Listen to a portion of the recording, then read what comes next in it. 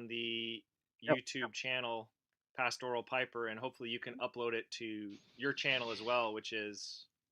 We're good, not to worry. Okay, perfect. Awesome. So I got to still figure that out. Audio and video are good here. Well, we're just going to keep that in the middle, I guess. Because of the amount of feedback and echoes we had before, we're just going to have to plow forward. Keep things as is. Right. Okay, great. So welcome back to our conversation around atheism and theism, and just discussing some different topics. Cliff, do you want to sort of set the parameters for how we want to have this dialogue? As Tom and I had emailed a little bit about some of the topics we wanted to discuss, particularly the moral argument. And I got my stop. And heaven and hell. So what do you think the format should be? Why don't we go 2 minutes? Everybody has 2 minutes. Sure. Great. All right. You guys want to start? By all means. Who wants to open? Go ahead. After you. You want me to go first? Sure. Age before beauty. Thanks a lot, guys. You young bucks, I tell you. Man, oh man. I'm not that much younger, Cliff, not to worry. No. You're got to be what? You're mid-30s? Mid-40s. Mid-40s. Just a young-looking guy, I tell you. Gee, thanks. All righty. All right. Tom, why don't you raise the issues that you wanted us to get to, and I'll take 2 minutes, and then you take 2 minutes, and then Robert takes 2 minutes, and then you take 2 minutes, Tom. Well, I mean, basically, we were, last time we finished off, it was the discussion of heaven and hell, and morality was another big topic that, obviously, that, can be looked into a lot deeper than we did. What I did is picked out a few passages from the Bible that I'd like you guys to answer, and maybe have some kind of examples, or show what they can be, how they can be seen as anything but what they are. So I mean, I like to, I don't want to be too strict and have the conversation go with a flow kind of deal, and have a nice back and forth this time. So go ahead. That sounds great. Sounds good. All right, why don't you read the passages and explain what the problem is? Okay, so again, I've heard, obviously, you guys talk about how God is a loving God and so forth. Now, what I'd like to set as a parameter today, I will concede that there are numerous passages in the Bible that talk about how it's a loving God. So you don't have to counter what I'm saying with those passages, because I know they're there. But what I'm curious about is how an all-loving, all-knowing, all-everything God could have some of these things involved in the same kind of divinely inspired book. Let's start with the first one that I got here, the whole story of Lot. So I'll just read it here. So Lot went outside to meet them and shut the door behind him, and said, "No, my friends, don't do this wicked thing. Look, I have 2 daughters who have never slept with a man. Let me bring them out to you, and you can do with them what you will. But don't do anything to these men, for they have come under the protection of my roof." Now, offering anyone, never mind your own daughters, to be gang raped by an angry mob is not only immoral, but it deserves its own brand of punishment. These men are angels. And angels, why couldn't they just dismiss this mob by themselves? It's said in the Bible that a single angel dismissed 187,000 Assyrian troops. So why can't these 2 angels dismiss this mob and not put these 2 girls through being gang raped? I'll move on. Exodus 25 and 6.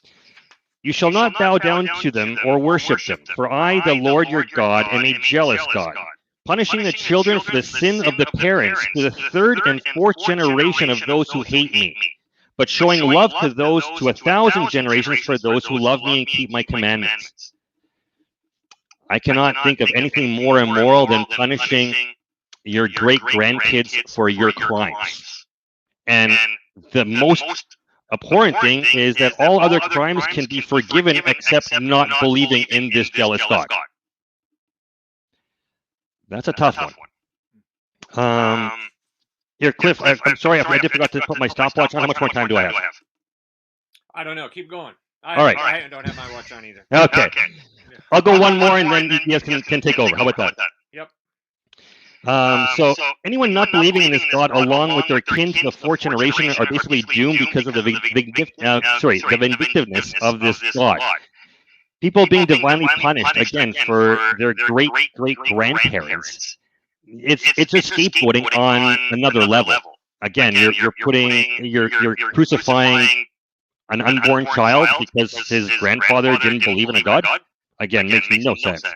And I'm sure you guys would thank your founding fathers that had the forethought to not include this part of the Bible in your legal system, because a lot more people will be in your jails. Leviticus 12, 1 through 5.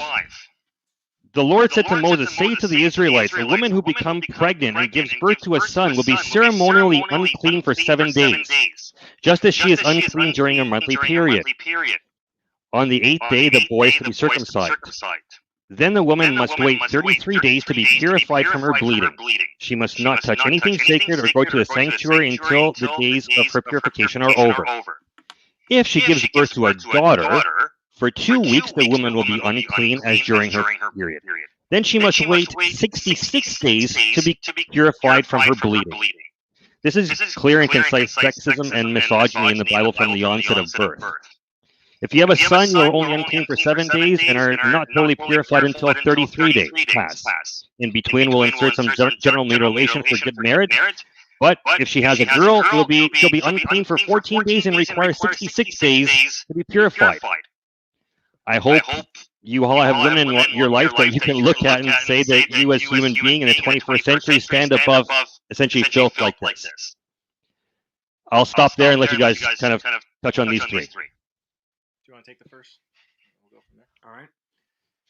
You're absolutely correct. Lot made some incredibly sinful decisions, not the least of which was offering his daughters to the crowd, choosing to hold to his culture's emphasis on hospitality to strangers, and give up his daughters to be gang raped.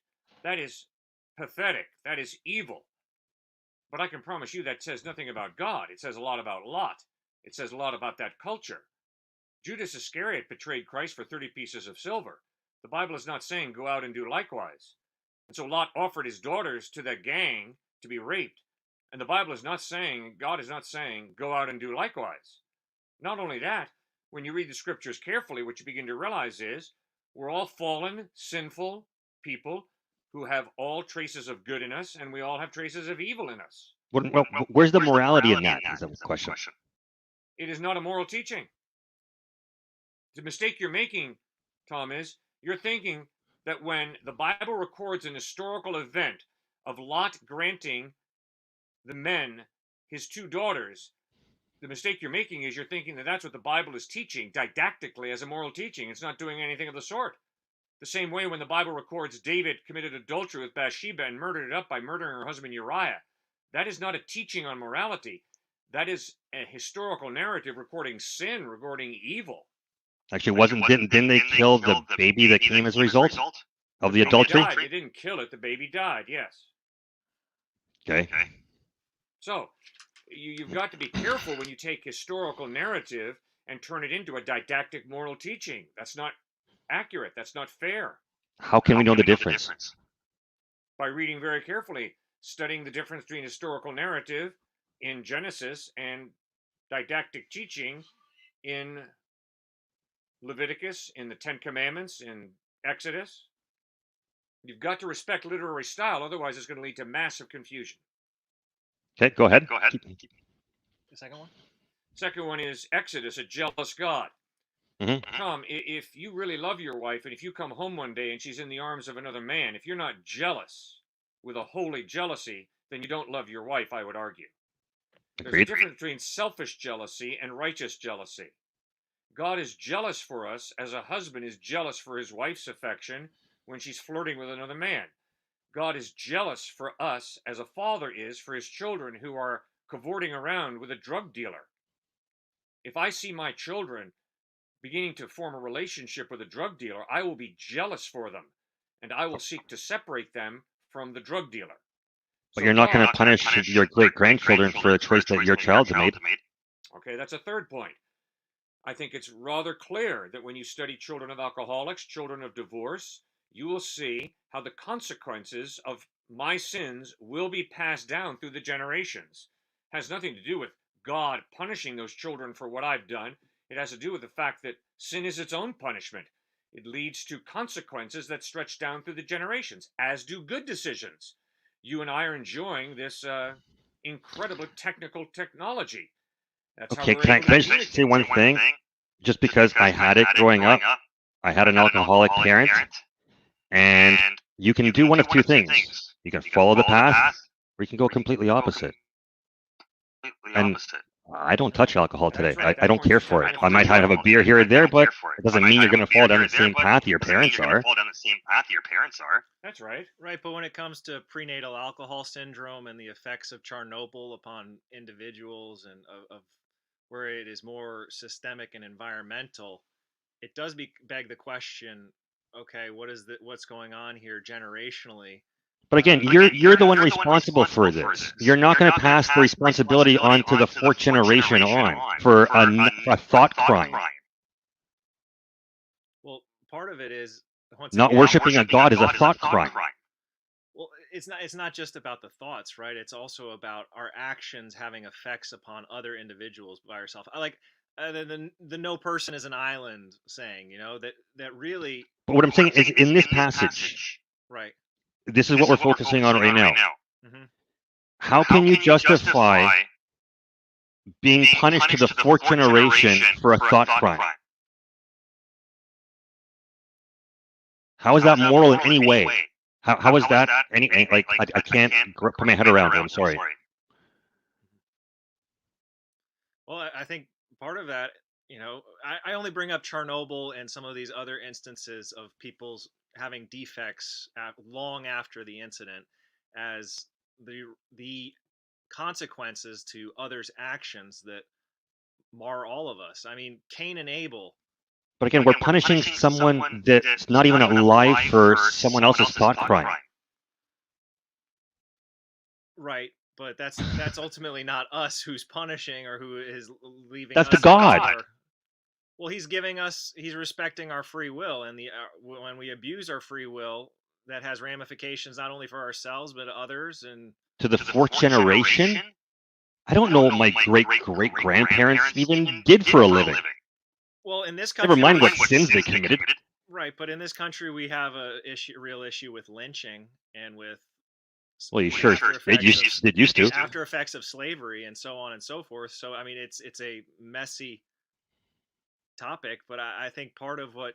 Well, we haven't even gotten to slavery yet, so let's keep that for. Right. We haven't gotten there just yet, but what I'm highlighting really is more of the interconnectedness of history. That it's not as cut and clean as just everyone pops out on the scene with a blank slate, which doesn't seem fair. It seems cruel and immoral. Listen, life isn't fair. Everyone says, everyone's equal, everyone's born the same. It's not true. People are born with certain attributes. LeBron James has an incredible athletic ability that I don't. Right. What am I supposed to be bitter till the end of time because of it? No, it's just the way it is. Mm-hmm. But again, you're getting at a universal truth, though, and I think that's what Immanuel Kant and his categorical imperative talks about. If you're going to start saying, well, we got this is immorally wrong and this ought not to be so, well, then is that a universal maxim or not? Like, is there going to be a way that you can will what you're talking about when it comes to fairness and make? Well, I think that the biggest immorality that human can ever do is kill a child. I don't see anything more immoral in my life. So yeah, our collective conscience, we usually have a high consensus of agreement that murder ought not to be, and particularly of children. So, is that the second passage? Was there a third passage we wanted to address? That was the second one. The third one was the misogyny one about when a girl is born, the mother must cleanse for double the amount of time. All right, so it's important to study the context of Leviticus. Leviticus is a book where rules are being given to separate the Jewish people from all the cultures around them. And you're right, it records sexism, it records how to deal with adultery, divorce, and I think what's crucial is Matthew chapter 19, Tom, where Jesus is asked by the Pharisees, is divorce okay? And Jesus says, no, it's not okay. He goes back to Genesis 2:24. For this reason, a man shall leave his father and mother, be united to his wife, and the two shall become one flesh. And then they ask him, well, then why did Moses in Leviticus allow for divorce? And it's fascinating. Jesus says, God allowed this due to the hardness of your hearts. In other words, this is not God's ideal, divorce. But Moses in Leviticus allows for divorce because of the hardness of the human heart. So what you have in Leviticus is the patience of God in calling the Jewish people to be different from the cultures around them, but it is a process. God never affirms divorce. God allows for divorce. God does not. Last time we spoke, you used the word regulated. Correct, regulated. So now, let me put it in a different context. If the SEC doesn't condone insider trading, it won't regulate it. There's nothing to regulate. It doesn't condone the practice. Why would something that is not condoned, it doesn't have to go further and be regulated? There's nothing to be regulated if it's not condoned. Correct, and that's where there's a difference between the SEC and the living God. The living God is patient, is gracious, and also judges evil. And it's a challenging thing to watch the balance there. Of course, the cross of Jesus Christ is the supreme example of that, where Jesus absorbs the penalty for our wrongdoing. In other words, the penalty has to be paid. In other words, justice is real. In other words, the wrong, someone has to pay the debt. And God is also gracious and offers us forgiveness by absorbing in himself the debt that we owe. So what if I don't agree with this debt? I didn't have anything to do with this debt. Why do I have to subscribe to it? Well, the reason that I have to is because my conscience convicts me at times of my guilt. And so now I have to deal with my guilt, and I can deal with it very effectively by blaming somebody else. I can deal with my guilt by rationalizing whatever I think is wrong as being, no, not really wrong, but it's right. And that's but your religion allows for scapegoating no matter what. You go to a confessional, you talk your sins away, and now you're cleansed and you're allowed in no matter what. A kid, some child born into the Hindu religion in India that dies for whatever reason, maybe has heard of Jesus, but is still a child. By the Christian definition, this child's going to hell. But a mass murderer that has, say, a death row confessional and finds Jesus on death row, he gets in. So, Tom, what I hear you're saying is, where's the equal opportunity in that, right? I'm saying, why is the equal opportunity? Why would your Jesus allow someone as horrible as a mass murderer just because he had a death row revelation to get in, no matter what he says or does? Right, so his actions determine where he's going to go, as far as I'm concerned, if I had that option. You're highlighting, right, where's the agency of the individual? Where's their choice in the matter? And I think part of it is when our conscience really is speaking to us, do we just deafen it, or do we ignore it, or do we try to distract? But I mean, by the Christian definition, a woman that gets raped could technically meet her rapist in heaven. Well, so Francis Collins, who I have been reading and respect some of his positions, like, great, his medical and scientific discoveries and all that stuff, they're interesting.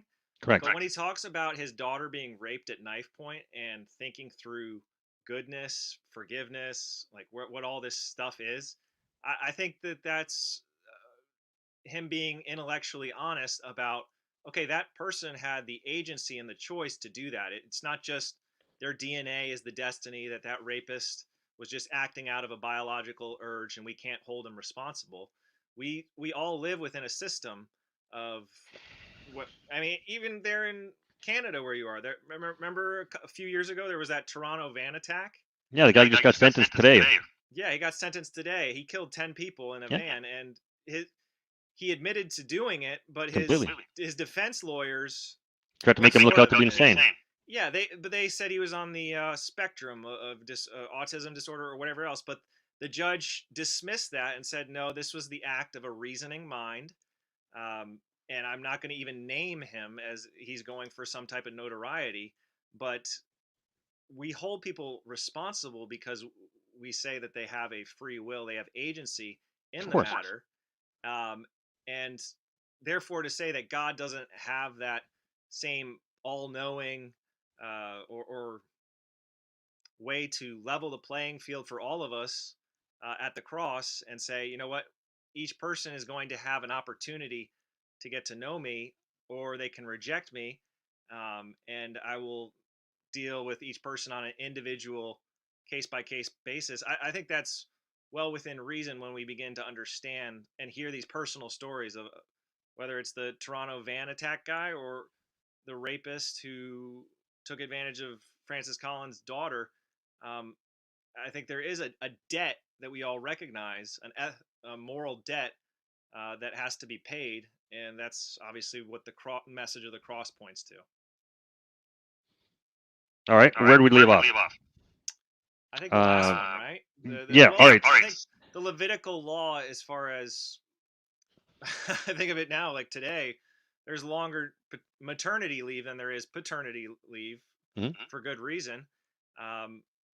Were some of those laws to set apart the Israelites from other people groups? Sure, but in some ways they did have some hygienic effect, some good reason for it.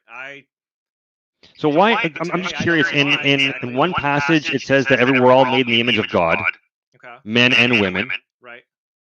And then in another passage like this, it clearly shows that women are not worth the amount as men.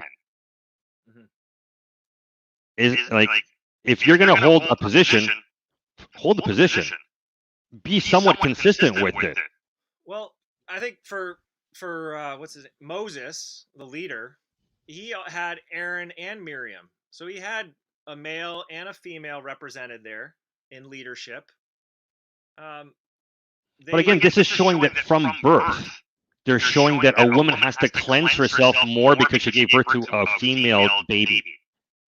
Well, just because there's a difference of function doesn't mean that there's a difference in equality, does it? I mean, I think part of what we were getting at, I was trying to get at earlier, is the reason that maternity leave is longer than paternity leave is. What does that have to do with the sex of the baby, though?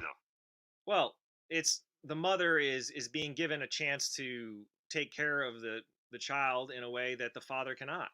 Agreed, but that has nothing to do with the sex of the baby. I don't know why exactly the sex of the baby has to determine the amount of days they have to take off, but Cliff, you want to chime in here? You want to chime in on that one? Alrighty. We're not exactly doctors, but The point, no, hey, you know more than I do, that's for sure. I only pose the questions. The point I tried to make with you last time we talked, Tom, is the one that I'm trying to repeat today, which is in Genesis 1 and 2, we have the perfect creation. In Genesis 3, we have the fall. Everything gets messed up. From Genesis 3 on, you have God beginning the plan of redemption, of redeeming us, buying us back, forgiving us, and beginning to clean up our lives. The problem is we develop cultures, meaning by that majority opinion, meaning by that what makes right right? Majority opinion. What do the polls say? I think whatever's right is what the majority of people believe is right. That's why I consult the polls so heavily. It's that type of thinking that we have. So, in Leviticus, God is calling the Leviticus people to be different. Now, is God allowing for some pretty screwed up things to occur, like divorce, polygamy, sexism? Yes. Is that God saying these are good? No, it is not. It's an example of God working with people with hard hearts, as Jesus says in Matthew chapter 19. Why does God allow divorce? Not because divorce is God's will. God allows divorce, Jesus says in Matthew 19, due to the hardness of your hearts. Okay, So but you're Cliff, right. we're talking about this one passage here. Why does the amount of purification a woman goes through depend on the sex of the baby? Because of the cultures around and the horrible sexism that occurred. And God Okay. is calling people to be different from the cultures around. But yes, he's not calling them to a perfect standard immediately. He is progressively leading them along, trying to change them. In other words, God respects their free will. But why wouldn't God want them on the perfect path to begin with? Why go through this process and then try veering off to the perfect path? Why not just say, this is the perfect path? He did that right at the beginning. That's why I talked with you about Genesis chapters 1 and 2, gives you the perfect path. Then in Genesis chapter 3, there's a severe fall. That fall was major. It messed everything up. We all have a sinful nature. And obviously a lot of people have a problem with that idea that we're born with a sinful nature. Well, I think the evidence is that's true. We're all born created in the image of God. We all have this incredible ability to do good.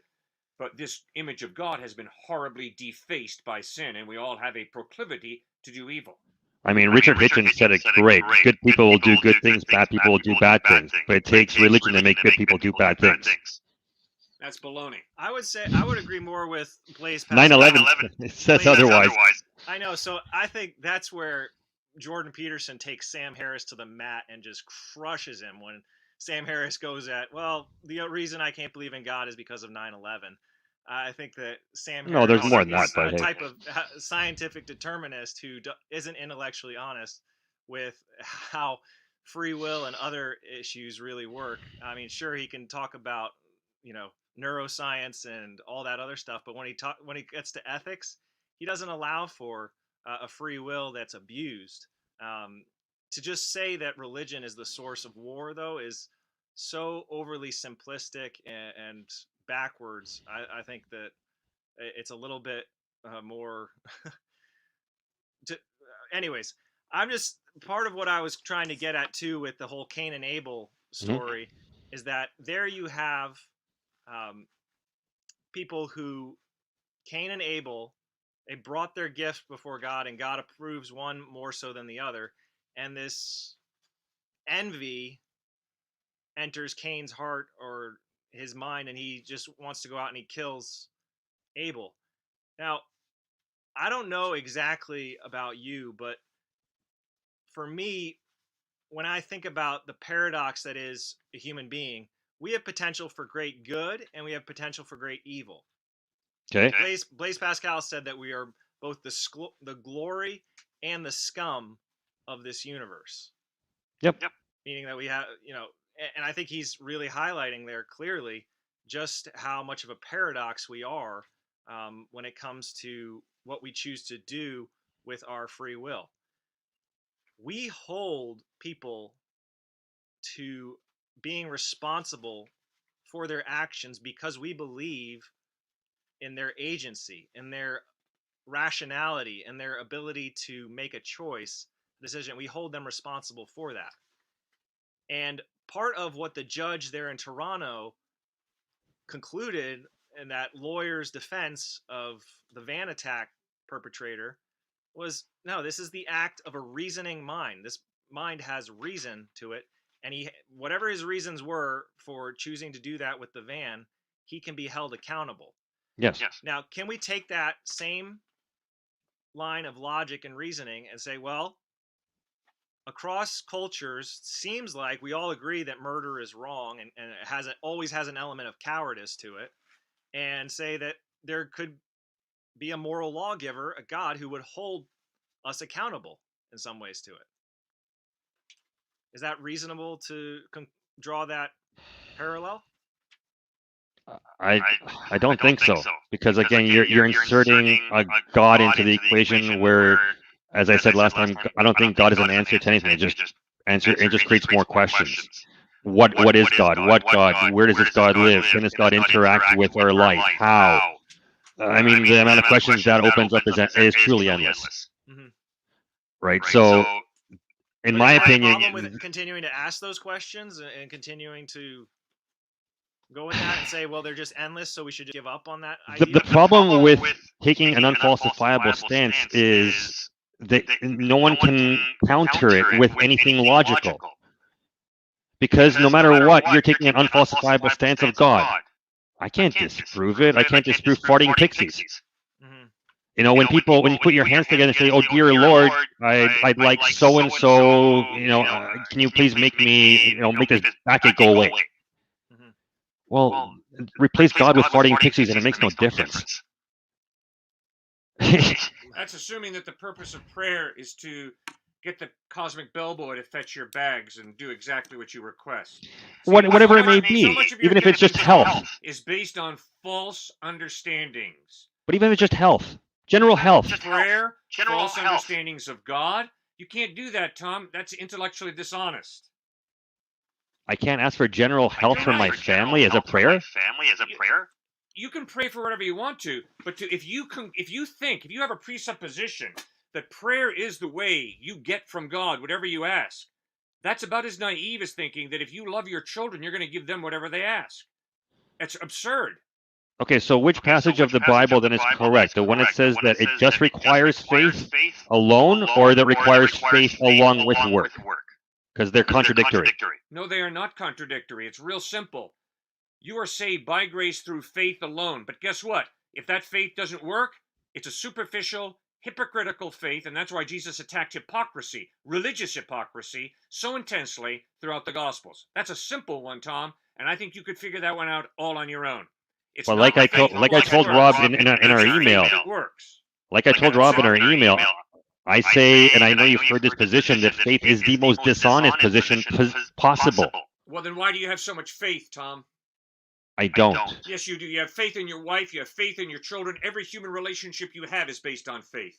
Okay, so you're taking the word trust and confidence. And good faith is okay. Stop. Plus Stop. commitment. Stop. The first time I met my wife, did I get down on her knee and propose to her? No. We dated. We got to know each other. Found evidence. If I did that, that would be faith. No. Faith, what I did was based on. So I reject your definition of faith. I would define what I would use the word gullibility that you are using to define faith. Faith is not gullibility, biblically. Biblical faith is evidence plus commitment. It's a commitment that's based on evidence. The amount of faith you have is directly proportional to the amount of evidence you lack. False. Totally false. I disagree, and I can prove it. Jesus Christ is based I can on prove evidence that he lived Hold a on. sinless life. Wait, he said he could prove it. How do you prove that? He lived a sinless life. He taught amazing Can ethical I just finish my statement, and then you can come back? Forgiving his enemies, and he rose from the dead. If you make a statement, Tom, I will counter it, okay?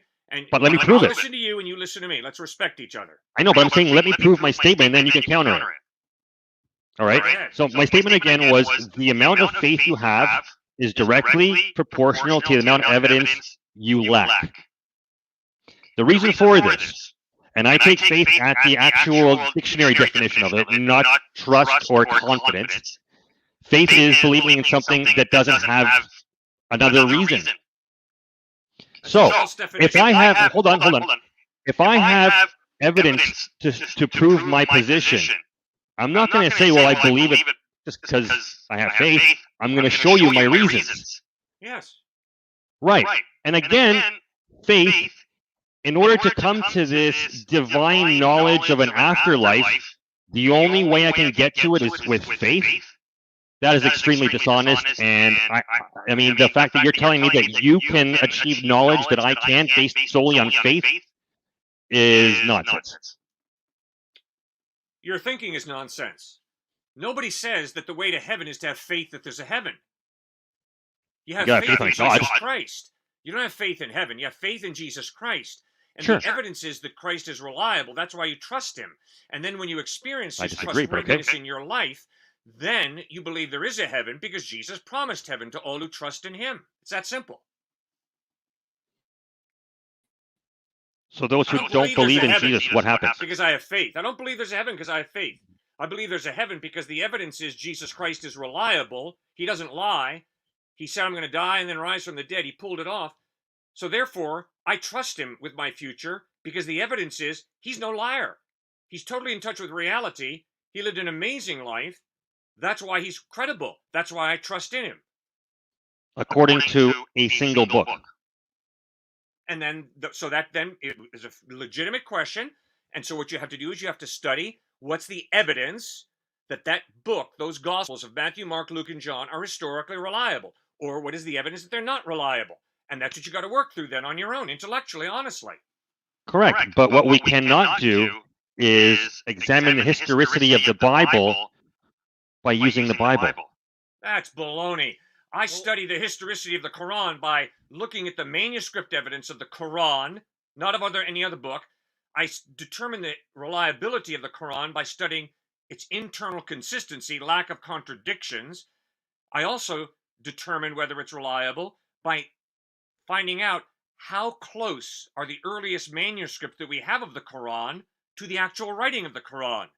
And then I find out, are there any other documents outside the Quran that validate what the Quran is saying? So it's those types of tests that I use to determine whether the Quran is reliable. Use the same test with the Bible, with the Gospels. That's intellectual consistency. I disagree. And the reason for this is if I have a phone book and I want to verify the information in the phone book, I'm not going to look in the same phone book, am I? Right, you're going to cross-check it with other documents. I'm going to go online, right. check it with a directory, anything else. Right, But I'm not going to use that same piece of material to verify itself. A phone book is not historical narrative. That's a good point. It's historical evidence of who people are. Yeah, but you're going to look for multiple sources. You're going to cross-check. You're going to look at is there any archaeological evidence? What's the manuscript evidence? But then you're also going to ask, okay, who are these eyewitnesses? What kind of testimony do they have? Are there other historical writers that also can verify this narrative that's being told? And right. I think too is what's the pattern of the movement? Is this something that is just centralized in one location, or is it moved around the globe? And what is that? Does that so during the time of Jesus in other civilizations like in China, Egypt, and Greece, there's no mention of him. Yeah, because he didn't live there. He lived in Palestine. He wasn't in China. He wasn't in North America, obviously. Agreed, but if was in Arabia, he didn't live in Central America or South America. But if this was such an all everything from knowing from God, wouldn't the word go fast? Wouldn't they have some mention of Jesus in the Chinese history? Saying, you know what, we heard of something going on in the Middle East. Let's write it down, like everything else we wrote down until now. Yeah. And if the pattern continues, in 15 years, there'll be more Christians in China than in any other nation in the whole world. So the message has... that's a different topic of debate. You are the one who raised China, Tom, and that's why I'm addressing it, because you raised it. Historical China, ancient China, Cliff. I'm not talking modern day. Well, obviously, Jesus lived in Palestine, so when he lived, they didn't hear about him in North America, South America, or China, or Vietnam either. So what about Egypt? That was within walking distance. Yeah. Well, and Ethiopia. And I think that was one of my points of last conversation was that Christianity is not a Western European origin. It much more African, in fact. And I know people would be surprised to hear that, but if you look at enough manuscripts and enough texts, it's very clear that Christianity was there in Egypt, Ethiopia, and other countries right from the beginning. And yes, Jesus's life was lived in Palestine, but it was spread throughout the Roman Empire through their road system and through people who went from Spain to Asia. So would you say today that the central body of Christianity is the Vatican? No. I know it's the Roman Catholic body, but not even close. What is? Far more followers of Christ in Africa, South America, and Asia than anywhere else in the whole world. No, but I'm saying, is there some kind of a essential spot, like a Mecca, like? No. Not a pilgrimage. No.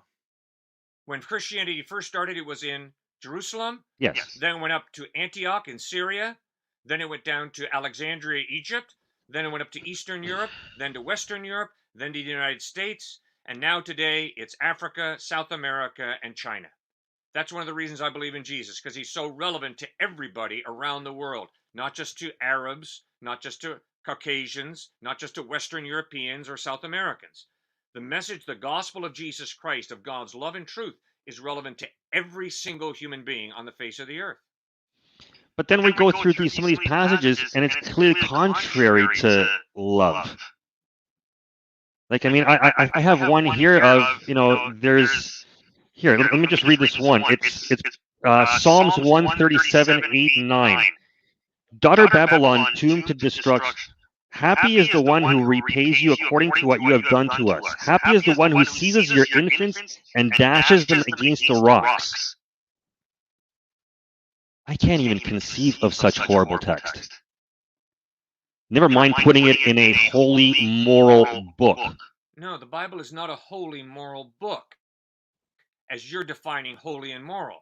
The Bible is. Well, that's where you say you derive your morality from. You derive your morality from God and the goodness of people. That's right. And you better go to the didactic teaching, and you better realize that Psalm 137 is a hate psalm that the psalmist is writing in response to the Babylonians having dashed the Hebrew babies' heads on rocks when they swept the Jews into captivity, and the Assyrians did the same thing. And you are absolutely right. The psalmist is struggling with some real hatred. No question about it. Some real vindictiveness. Like, that's pretty bad. It's horrible. You're absolutely correct. But it's not God saying go out and do likewise. It's not the point of that psalm. The same way when you read Psalm 88, it's all despair. It's all depression. The majority of psalms start out low and they eventually make it up to praising God. Psalm 88 starts low and ends low. It's total darkness, despair, depression. Why? These are prayers that the psalmist is making where he is struggling through his emotions, including his anger, his lust, his greed, his hatred, his vindictiveness. So again, if you have a book that's divinely inspired by a God, could it not avoid some text like this that's just abhorrent? Then let's avoid the cross. Pretty horrible. Well, I don't think if Jesus actually comes back, the last thing he's going to want to see is a whole bunch of people wearing a cross around their necks, I'll tell you that. Unless it means an understanding of what the cross is all about. God's clearest display of his love for you and me. Well, it's also, to him, a showing of 3 days of being tortured. Yeah, very painful. I think that's where Scripture is this, and the Bible is this weird hall of mirrors that you walk through that really shows a reflection of our own moral workings, or the way we sometimes listen to our conscience or sometimes ignore it or try to deaden it. And here in the West, where everything's fairly stable and prosperous, a book like Ecclesiastes really speaks to the cultural movements today of materialism and hedonism. But also, I think, Tom, you're really putting your finger on how can this book record so much evil? And I think that's where, that gets at our conversation regarding heaven and hell and the ways in which, we are. You guys think this is an actual place? That heaven and hell are an actual place? Yeah. That's a good question. I mean, it might be a place, but it's also very much embodied in how people act. I'm saying, do you think it's an actual place that your soul can go to? What do you think? I think that the scriptures talk very clearly about when Christ returns, he's going to create a new heaven and a new earth. So yes, our earth will be redone. Our messed up, broken earth will be recreated the way it was in Genesis 1 and 2. And it'll be a place. Then there will also be a new heaven, which will mean life in another dimension as well. So heaven will include a new earth and also life in another dimension. Hell is not quite as clear. The Bible is not as clear on that one. But it does talk about suffering. It talks about separation from God. It talks about hell being prepared for the devil and his angels, in light of the fact that the devil and his angels are not physical beings. To assume too strongly that hell is a physical place, I think, is pretty dangerous. Jesus says, is it? Hell Sorry, correct me if I'm wrong here. Is it true that the notion of hell was inserted into the Bible by the church to essentially get more fellowship? Totally false. Historically inaccurate. Easy to disprove that one. Just go back to the earliest Greek manuscripts, and it shows long before the Roman Catholic Church ever existed, as a powerful institution, hell was taught. Jesus talked more about hell than anybody Was it in else the Old Testament? Pardon? Was hell in the Old Testament? Everlasting destruction is in the Old Testament, but the word hell does not occur in the Old Testament. It does in the New Testament. Gehenna, Hades, Tartarus are the three words that are used for hell in the New Testament. So why can't you agree with me that this has been inserted by the church from the Old Testament to the New? Because it was Jesus and the apostles who talked about hell. So if you call that the Roman Catholic Church, I would disagree on your definition of Roman Catholic Church, but yeah, it was obviously Jesus and the apostles who warned about hell. Okay, so the last time that we spoke, you said that God is a spirit that lives in an alternate dimension. Correct? Right. First and Can you foremost, describe what this means? Sure. First and foremost, we kind of had a discussion too about our understanding of time and space and how God entered time and space as Jesus in a human form, but is also separate from time and space. And that first and foremost because God is spirit, meaning that God does not have a body like you or I, but rather is has a being, an entity, but that is first and foremost spirit. That is not. So does the spirit have a mind? Yes. And how can a mind reside outside a body or reside outside a body? Well, I think we're talking about the eternal, immaterial nature of God, and such that is something that our minds reflect in some way with our ability to be conscious and have this collective consciousness and discuss about these types of concepts. But in the Pentateuch, in the Judeo-Christian story of creation, God is first and foremost spirit and speaking this universe into being, but then also enters into it and is a relational and personal being as well. So I think that's where it's very clear that yeah, sure, there's a lot of mystery around who God is and where He resides and where God is and all that, but it's also enough has been revealed to know God, and to say that nobody has some extra special revelation that others cannot access. So if I may ask one question. Sorry, I'm a little bit just unclear about this.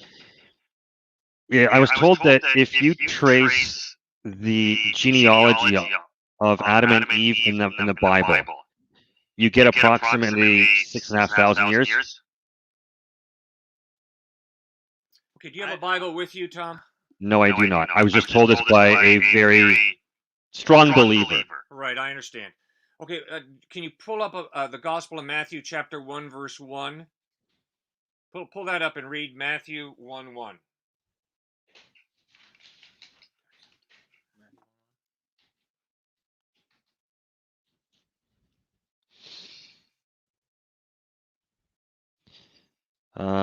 Okay, so this is the genealogy of Jesus the Messiah, the son of David, the son of Abraham. Okay, right there. Yep. Jesus, the son of David, who was the son of Abraham. Okay. Do you think Matthew is literally saying Jesus was born to a man who lived 1,000 years before him?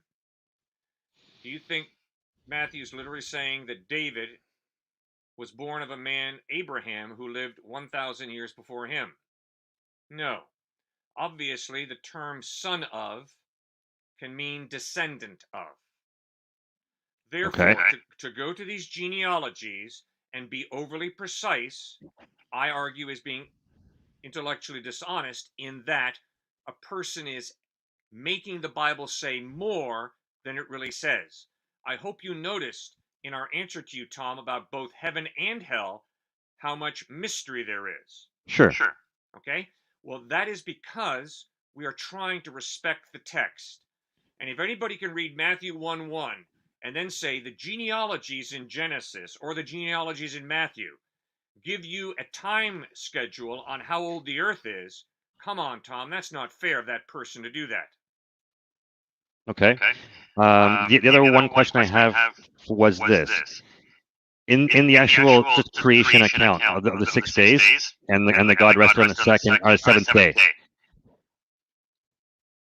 it's, according to scholars that I've read, it's pretty clear, not exact, that these are 6 consecutive days since God rested on the 7th. If there were a million years in between, it would say there was rest in between, and not he rested on the 7th specifically. Because it says he rested on the 7th, it would clearly imply that the previous 6 were consecutive.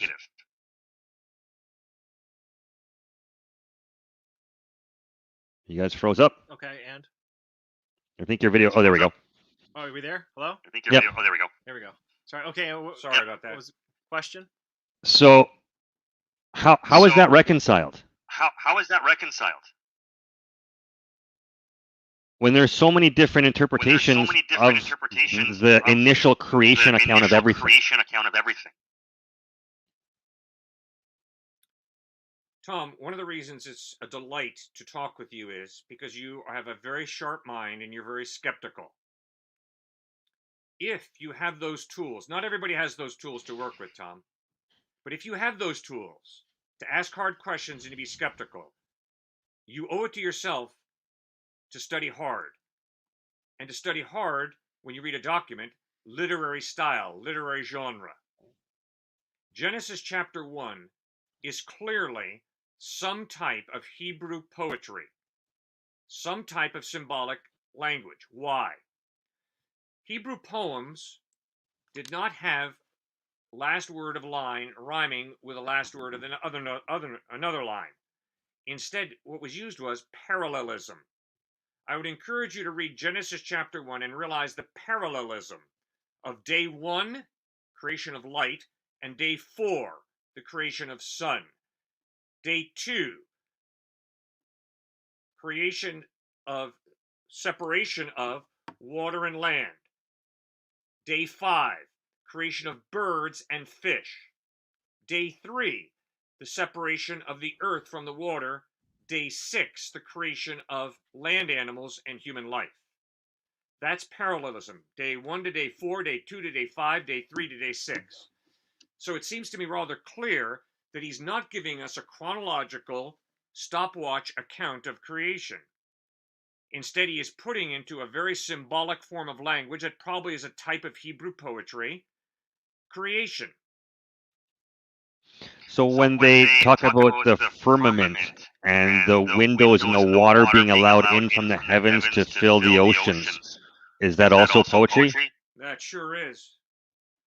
What is it supposed to mean? If your right hand causes you to sin, cut it off and throw it away. I hope you will not interpret that to mean physically cut off your hand. But he is meaning act as if you don't have a hand if your hand is causing you to sin. So yes, you have to study very carefully literary style, parable, metaphor, hyperbole. Otherwise, you're going to make all types of mistakes. And I got to do the same thing in the Quran, and the Bhagavad Gita, the Vedas, and Upanishads, and my biology textbook, and my history textbook. I can't go into science class and interpret the science textbook the same way I would the history book. And if I try and do science and history, I understand. I'm flunk. But that's inherently now the problem with Christianity. You guys have 45,000, more than 45,000 denominations of Christianity right now, growing at a rate of 2 more a day. Mm-hmm. Now, if I take a boulder and I fracture this boulder 45,000 times, it's not going to resemble anything remotely close to the original. You don't even know what the original is. Aside from maybe doing a chemical composition check on it, but that's about it. So then are we resigning to say that there really is no authoritative source that we can go to that in this culture. Well, for Christianity, yeah. I mean, Islam has their mullahs, and they can, they have their central core. But we live in the information age where everything's at our fingertips, and yet, But someone still has to make decisions, right, but we can trust, just like you need a president.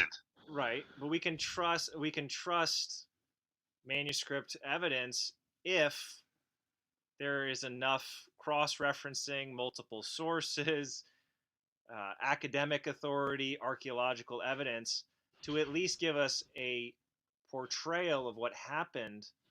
But once again, what was highlighted before is if I said that the car was flying down the road, Tom, you wouldn't say, "Oh, Rob means that the car has wings and was levitating off the ground." No, of course. But when you have language in the book that's clearly telling, like putting imagery in your head of taking a child and beating them against a rock, why would anyone want to read this to a child? Why would anyone want to read this to a child? Well, I think that's part of what. Well, why do we read fantasy when it talks about dragons and monsters? I think because it's a layer. But I'm not going to let my child read a Stephen King book or watch a horror movie. Right. This is worse. You're going to. I mean, do you allow your child to touch a burning stove? I mean, hopefully not. No, a bunch of course. times, but it might happen once, and hopefully they learn a lesson from it, because there's a lot of things that could harm them potentially. And so, I know, but if the same reinforcement that you give as a child is the stove's hot, don't touch the electrical cable, God exists, you got to believe, and you keep reinforcing that pattern of this is real, this is real, this is real, this is real, they're going to believe you. Well, okay, so we're not saying that confirmation bias and our evolutionary seeking of agency is the way to explain a god, because we have to have something in the night to allay our fears and keep the bad guys at bay. No, rather, this is a question of, okay, what's kind of the backfire effect of saying that there is no God? I mean, there is no Christmas, or there is no higher power that we're all accountable to. What do we fill in? What do we fill the void in? I guess is my question. Oh, I mean, what's the evidence for the atheistic account of the moral law? Well, believe it or not, Matthew McConaughey actually had a great line. Mm-hmm. If the only reason you're good or moral is the promise of some eternal salvation or lack of punishment, you're an ass. Well, I drink water because I get dehydrated and I'm thirsty. I mean, I don't want to. I think to kind of hair split like that and say, well, you just got to do something because it just springs out from within you. You can't think about the future. I mean, but why? If I have the opportunity to do something good for someone that's not going to cost me much or anything else to help somebody out, why wouldn't I do it?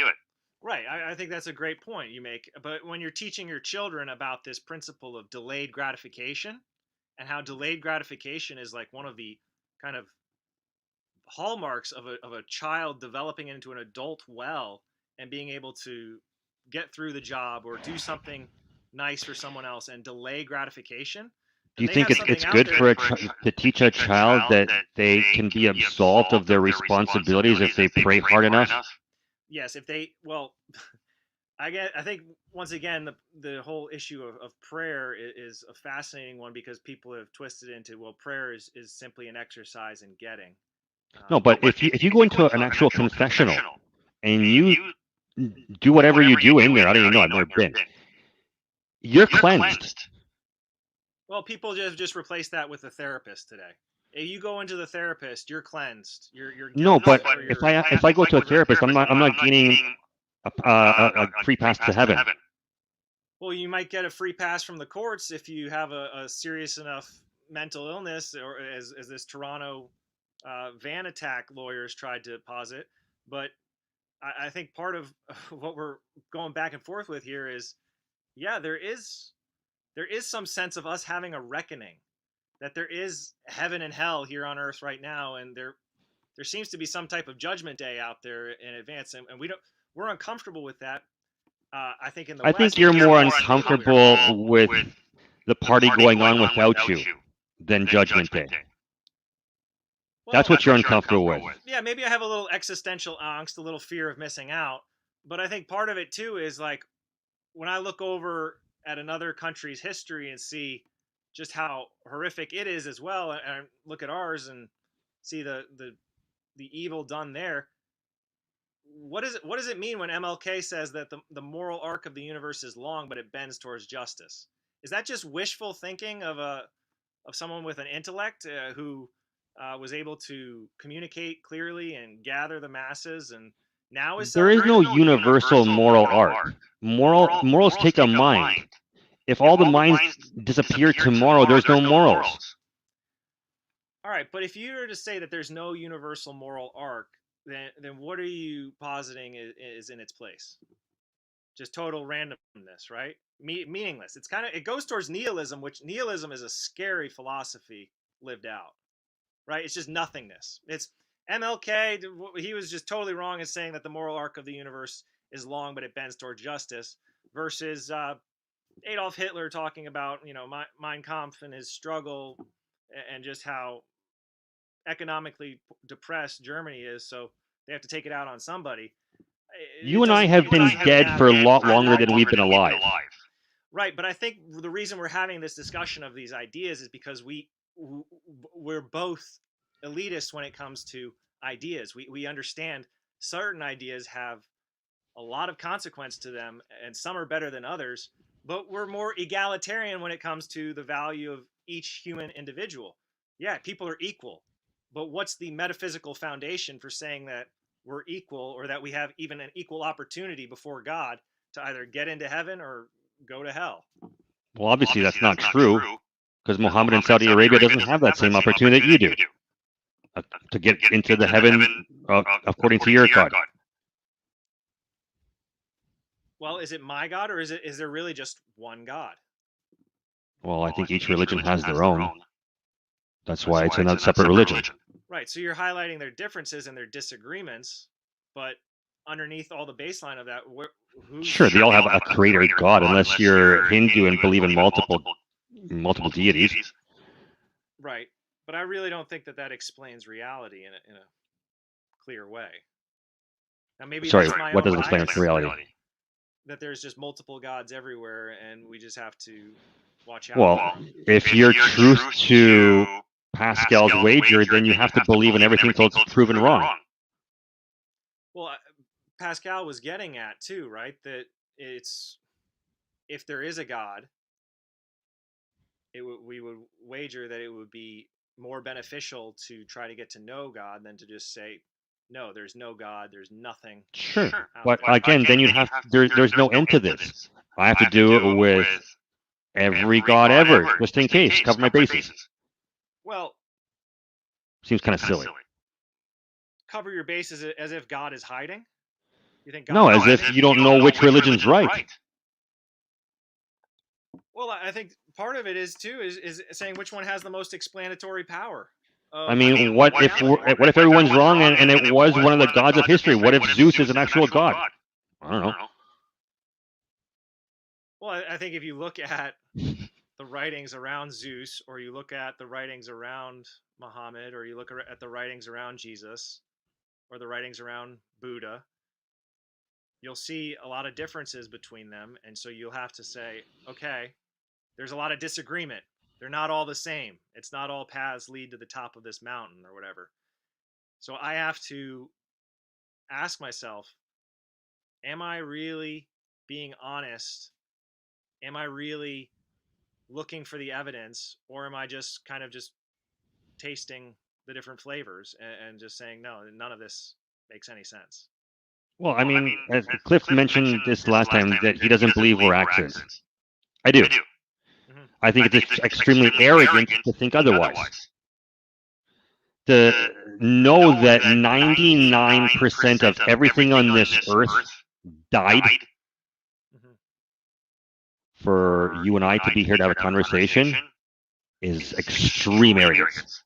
Well, Tom, I think what you said at the beginning, just in regards to how you dealt with alcoholism, is in line with Viktor Frankl's kind of logotherapy and the Austrian who went through the concentration camp and talked about the last of human freedoms being your control of how you choose to respond to another, basically highlighting attitude and there being meaning within that once a person has a why, they can deal with almost any how.